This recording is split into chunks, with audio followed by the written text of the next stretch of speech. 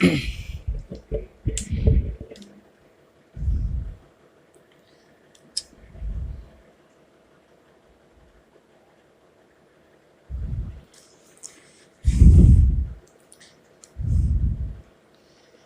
باللہ من الشیطان الرجیم بسم اللہ الرحمن الرحیم رب اشرح لي صدری ویسر لی امری واحلل عقدۃ من لسانی یفقہوا قولی سبحانک لا علم لنا الا ما علمتنا انک انت العلیم الحکیم۔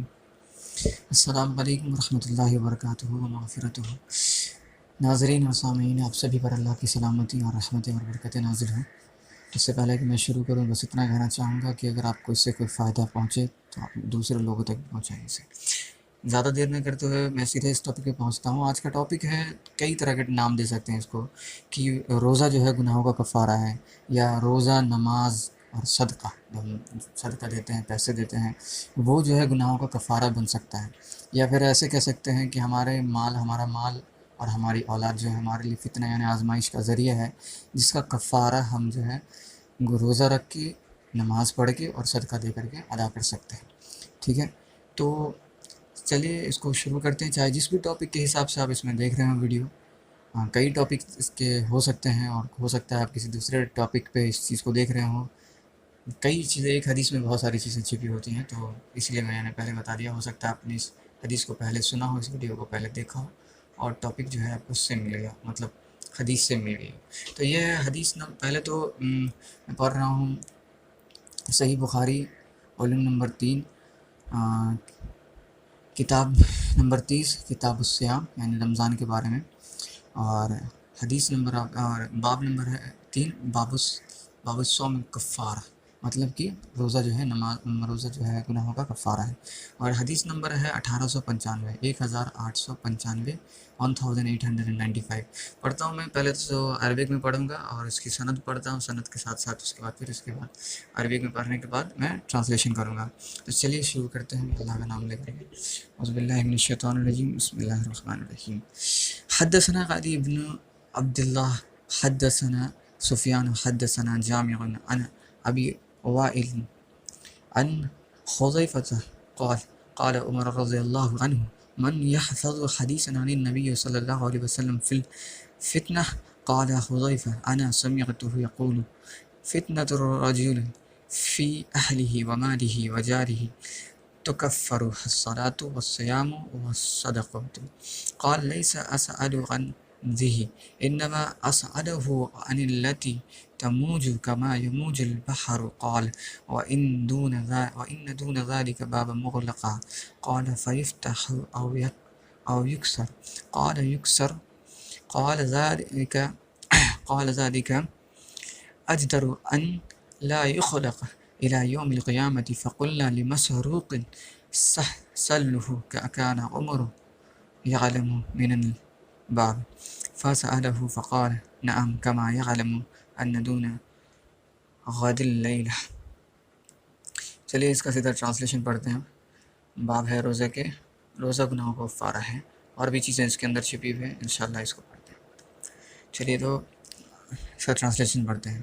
اس کا جو پہلے سند ہے، اس کے بعد حدیث بیان ہوگی، جیسا کہ آپ لوگ پہلے سے جانتے ہیں۔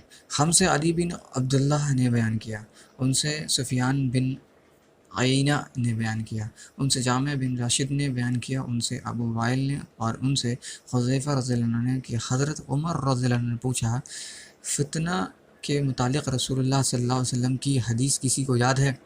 حذیفہ رضی اللہ عنہ نے بیان کیا کہ میں نے سنا ہے، آپ صلی اللہ علیہ وسلم نے فرمایا تھا کہ انسان کے لیے اس کے بال بچے،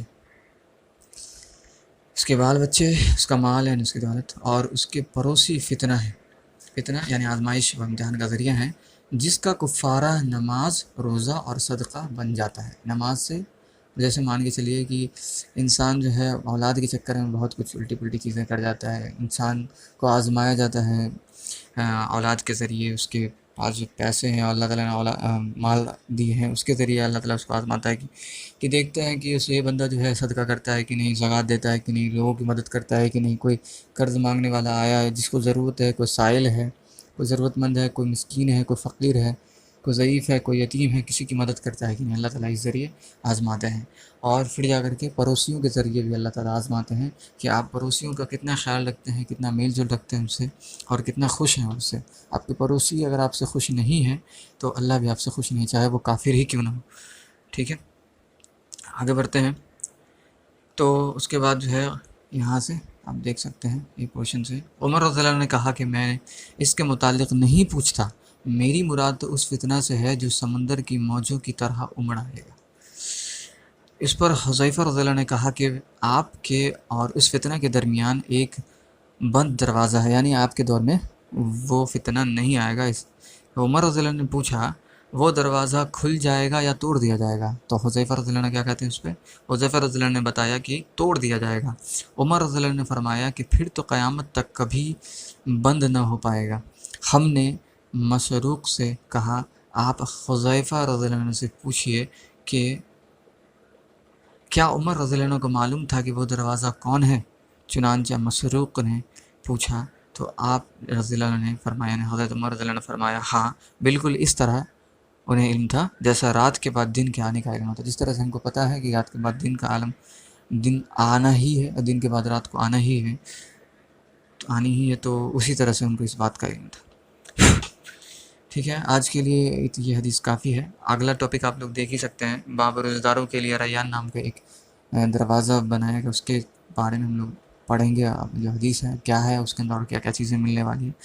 تب تک کے لیے اپنے آس پاس غریب غرباؤں کا خیال رکھیے، اور روزہ بھی رکھتے رہیے، نماز بھی پڑھتے رہیے، میرے لیے دعا بھی کرتے رہیے، اور اپنے آس پاس غریب غرباؤں کا بار بار میں کہہ رہا ہوں اس لیے کہ رمضان کا دن بھی ہے اور لاک ڈاؤن کی وجہ سے لوگوں کا کام بند ہے، تو بہت دقتیں ہو رہی ہوں گی، لیکن جو مسکین لوگ، کچھ لوگ ایسے ہوتے ہیں جو پریشانی جھیل لیتے ہیں لیکن بولتے نہیں کسی کے پاس، جیسا کہ اللہ تعالیٰ خود ہی قرآن میں بھی کہتے ہیں کہ بہت سارے ایسے لوگ ہیں جو بہت مصیبت کاٹ کر آتے ہیں لیکن وہ تمہارے پاس بیان نہیں کریں گے، شرم و حیا کے مارے، ان کو شرم آئے گی۔ تم ایسے لوگوں کو خیال کرو، مطلب ہم کو ڈھونڈنا چاہیے کہ ایسے کون سے لوگ ہیں جن کے گھر میں آمدنی نہیں ہے، زیادہ لوگ بھی ہیں یا پھر جتنے بھی لوگ ہیں اس حساب سے آمدنی نہیں ہے اور بہت دقت ہو رہی ہے ان لوگوں کو۔